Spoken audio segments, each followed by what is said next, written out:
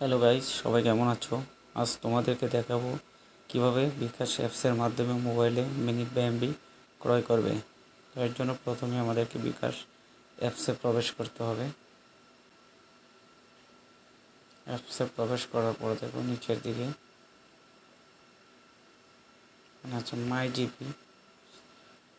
এখানে আসলে দেখো এখানে নর্মালি মোবাইলে রিচার্জ দিতে পারবে। এখান থেকে সিলেক্ট করে এই অপশনটা সিলেক্ট করে তারপরে এগিয়ে যান বা ইন্টারনেট, মাই অফার, মিনিট। এখান থেকে তুমি বাছাই করে নিতে হবে 5 দিন, 7 দিন, 30 দিনে। তারপরে কল অফার, বান্ডেল, তোমার যে অফারটা চয়েস হবে সেই অফারটা নিতে পারবে।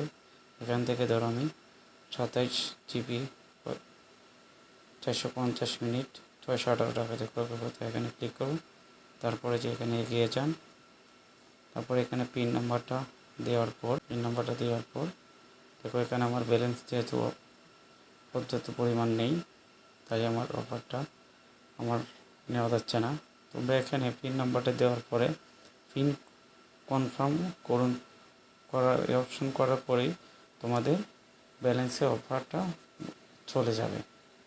তো আজ এখানে শেষ করছি। সবাই ভালো থাকে। আমার ভিডিওটা যদি ভালো লাগে থাকে তাহলে লাইক, কমেন্ট, সাবস্ক্রাইব করে পরবর্তী ভিডিও হওয়ার জন্য আমাকে উৎসাহ প্রদান করবে। আজ এখানে শেষ করছি। আসসালামু আলাইকুম।